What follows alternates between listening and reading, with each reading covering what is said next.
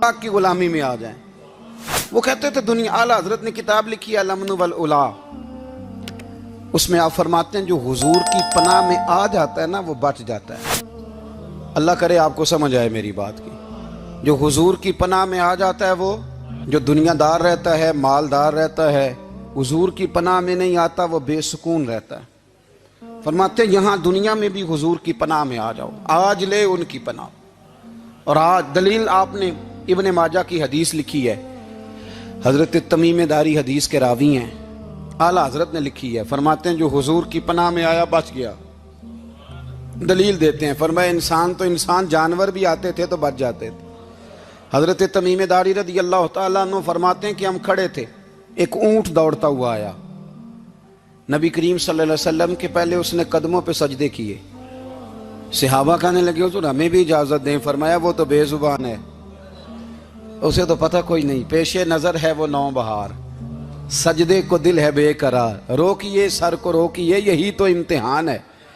فرمایا اسے کیا پتا، تم تو مکلف ہو شریعت کے، تمہیں اجازت نہیں ہے۔ اور اعلیٰ حضرت نے 2 ٹوک لکھا ہے، فرمایا سوائے خدا کے کسی کو تعظیمی سجدہ بھی حرام ہے۔ یہ نوٹ کر لیں میری بات۔ اور اعلیٰ حضرت نے فتاوی رضویہ میں لکھا ہے کسی قبر پہ جاؤ تو 4 ہاتھ دور کھڑے رہو۔ اللہ کرے آپ کو سمجھ آئے، کتنے ہاتھ؟ 4 ہاتھ دور کھڑے رہو، سورۃ فاتحہ پڑھو، درود شریف پڑھو، جس قبر پہ گئے ہو ان کی روح کو اصال ثواب کرو، ان کے وسیلے سے دعا مانگو۔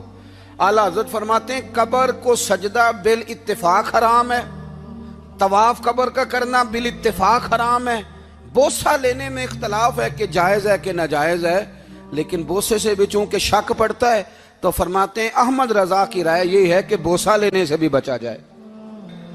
وہ آ گیا تو اس سے اگلی باتیں کرتا ہے، بس خاموش رہ، باادب رہ اور پیچھے رہ۔ تو حضرت تمیم داری کہتے ہیں یہ حدیث اعلیٰ حضرت نے لکھی ہے الامن والعلا میں، فرماتے ہیں کہ اونٹ نے پہلے سجدہ کیا، قدم چومے، پھر اس نے حضور کے کان میں کوئی بات کہی۔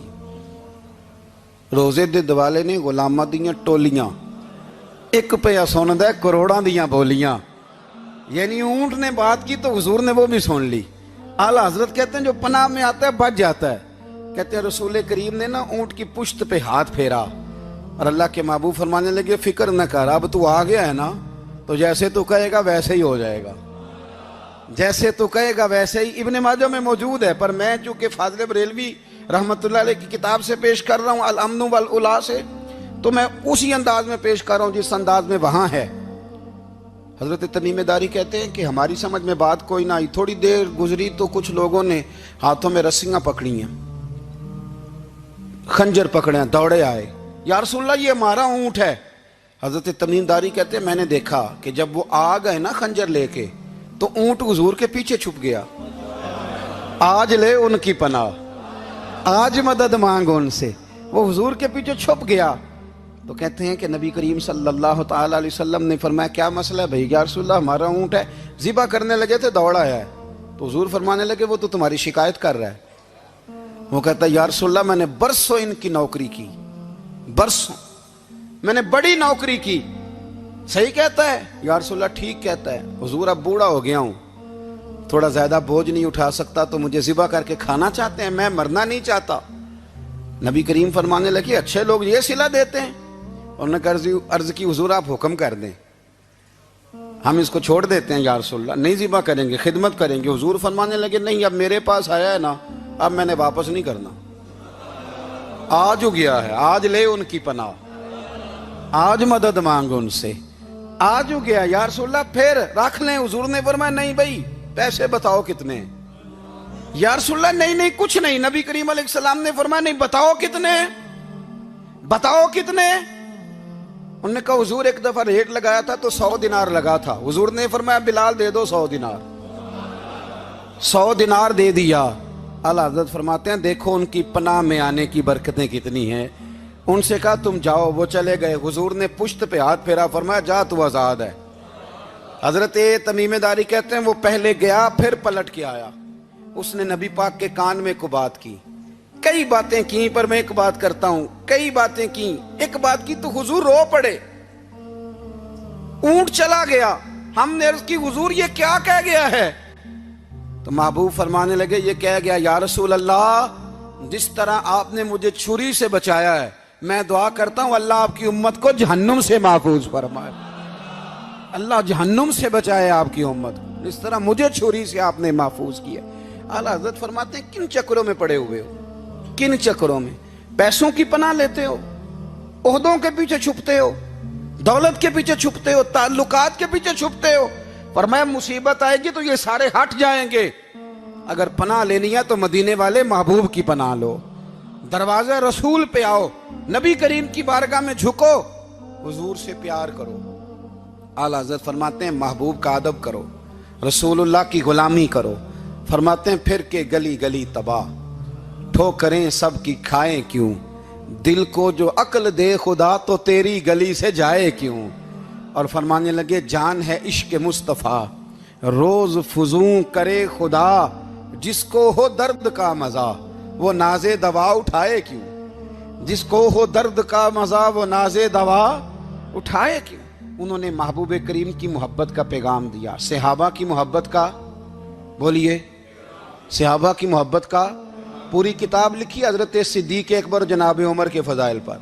اور مزے کی بات یہ ہے کہ اعلیٰ حضرت نے نا اردو شاعروں میں سے کسی کو توفیق نہیں ہوئی حضور کو شہنشاہ کہنے کی، اعلیٰ حضرت نے کہا میرے نبی شہنشاہ ہیں۔ دلیل کیا دی؟ فرمانے لگے پڑھو ترمذی، حضور نے فرمایا میرے دو وزیر زمینوں میں ہیں دو آسمانوں میں، زمین کے دو وزیروں کے نام ابو بکر اور عمر ہیں، آسمان کے دو وزیر ہیں جبریل اور میکائیل۔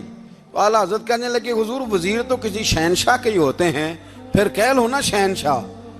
تو پھر فرمانے لگے حاجیو آؤ شہنشاہ کا روضہ دیکھو، حاجیو آؤ شہنشاہ کا روضہ دیکھو، کعبہ تو دیکھ چکے اب کعبے کا بھی کعبہ دیکھو، کعبہ تو دیکھ چکے اب کعبے کا بھی، غور سے سن تو رضا کعبے سے بھی آتی ہے صدا، میری آنکھوں سے میرے پیارے کا روضہ دیکھو۔ اعلیٰ حضرت نے ساری زندگی اور صحابہ کرام کی بات کی، اہل بیت کی بات کی، اولیاء کی بات کی، صوفیاء کی بات کی، دفاع کیا سب کا، سب کے شانوں میں لکھا، امت کو بتلایا کہ اپنے بزرگوں سے جڑے رہو گے تو بچے رہو گے۔ اعلیٰ حضرت نے طنز کرنے سے، تنقید کرنے سے، بلا وجہ غلطیاں نکالنے سے اور ایک دوسرے پر لان تان کرنے سے ہمیں بچنے کو کہا۔ اعلیٰ حضرت فرماتے ہیں کوئی علم اگر آ جائے نا تو اس کا معنی یہ نہیں کہ سب کو جاہل سمجھ لینا چاہیے۔ سمجھ آ رہی ہے میری بات کی؟ ہم جس شعبے میں بھی ہوتے ہیں نا سامنے والے کو ان پڑھ ہی سمجھتے ہیں۔ مولویوں کے بارے میں بعض لوگوں کا خیال ہے کہ یہ پتہ نہیں کون سی مخلوق ہے، ان کو کیا پتا دنیا داری کا۔ میں صحیح کہہ رہا ہوں۔ اسی طرح جو میرے شعبے سے تعلق رکھنے والے لوگ ہیں وہ کہتے ہیں شاید سارے تاجر دو نمبر طریقے سے ہی مال کماتے ہیں۔ یہ ہو نہیں سکتا، ایسا ہو نہیں سکتا۔ ہمیں نا دوسروں کی اہمیت کی خبر رکھنی چاہیے، ہمیں ایک دوسرے سے پیار، ہم طنز کرتے ہیں، تنقید کرتے ہیں۔ فاضل بریلوی منع کرتے تھے، آپ فرماتے ہیں یہ طریقہ درست، ہم جب غلطیاں نکالنے پہ جاتے ہیں تو معاذ اللہ اتنا اوپر بن جاتے ہیں کہ معاذ اللہ ثم معاذ اللہ اللہ رسول تک پہنچ جاتے ہیں۔ اعلیٰ حضرت کے زمانے میں ایک شخص نے کہہ دیا نبی پاک کا خیال آئے تو نماز ٹوٹ جاتی ہے۔ عقل ہے نا جی، جہاں مرضی لے جاؤ۔ وہ کہنے لگا جی میں نے خالص اللہ کے لیے پڑھنی ہے نا فلسفہ عجیب، نبی پاک کا خیال آئے تو نماز۔ اعلیٰ حضرت فرمانے لگے تو بڑا ہی پاگل ہے، جب تو کہے گا السلام علیکہ ایھا النبی خیال آئے گا کہ نہیں؟ فرمانے لگے تو بڑا ہی نادان ہے، جب تو کہے گا اللہم صلی علی محمد وعلی خیال آیا کہ نہیں آیا؟ فرمانے لگے تو نبی پاک کی بات کرتا ہے، نماز میں تو ابا اماں کا بھی خیال آتا ہے، ربنا اغفر لی ولوالدیّ۔ فرمانے لگے ربے کے خیال سے نہیں ٹوٹتی تو مدینے والے کے خیال سے کیسے ٹوٹ گئی؟ فرمانے لگے بڑا ہی بیوقوف ہے تو۔ اعلیٰ حضرت فرمانے لگے تو کہتے ہے حضور کا خیال آئے تو ٹوٹ جاتی ہے؟ فرمانے لگے جب تک حضور کا خیال آئے نہ نماز ہوتی نہیں، جب تک حضور کا خیال نہ آئے نماز ہوتی نہیں، سوال ہی نہیں پیدا ہوتا۔ لوگوں نے کہا جناب وہ کس طرح؟ تو اعلیٰ حضرت فرمانے لگے اللہ نے کہا قرآن میں واقعی الصلاۃ نماز پڑھو، یہ نہیں بتایا کتنی پڑھنی ہے، اور یہ بھی نہیں بتایا فجر کی کتنی پڑھنی ہے، یہ بھی نہیں بتایا ظہر کی، یہ بھی نہیں بتایا قیام کیسے کرنا ہے، ہمیں یہ بھی نہیں بتایا رکوع کیسے کرنا ہے۔ ہمیں پتہ کیسے پتہ چلا؟ جب صحابہ نے کہا نا رب کہتا ہے نماز پڑھیں تو کیسے پڑھیں، تو حضور فرمانے لگے سلو कमा रअयतुमूनी उसल्ली, नमाज उस तरह पढ़ो करो जिस तरह मुझे पढ़ते हुए देखते हो।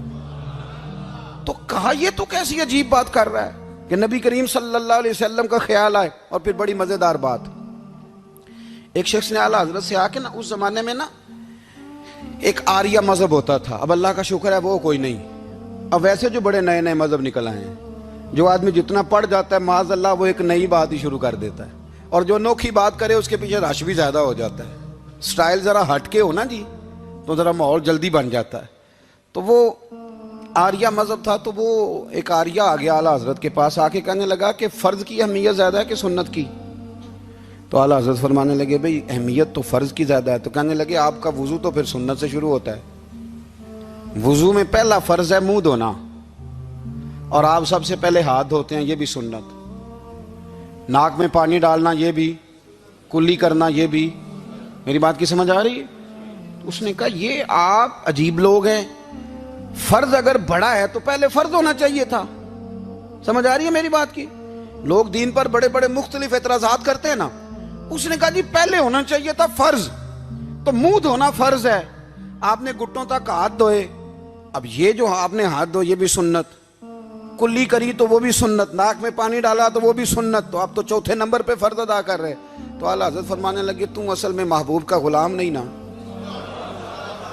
हाँ तुझे क्या पता हो ये बात क्या है, तू बैठ जा हमसे सुन, हम तुझे बताते हैं। उसने कहा जी क्या मतलब? फरमाने लगे ये महबूब जो है ना हमारे, ये हमें बड़ी जगहों से बचाते हैं, ये बचा बचा के फराज तक ले जाते हैं। क्या क्या मतलब? कहने लगे हुजूर ने हमें कहा है कि पहले ना हाथ धो लो, पता चल जाए पानी ज्यादा गर्म तो नहीं, मुंह जाली ना जाए, पहले ना देख लो। फरमाया फिर नाक में डाल के पता करा लो कि इसमें से बदबू तो नहीं आती, सुन्नत भी अदा हो गई, पता भी चल गया बू तो नहीं आ रही। और फरमाया फिर मुंह में डाल के चख लो कि बद जायका तो नहीं। अब ये 3 सुन्नतें अदा करके तुम फर्ज अदा करोगे तो अल्लाह भी राजी होगा, अल्लाह के रसूल भी राजी होंगे।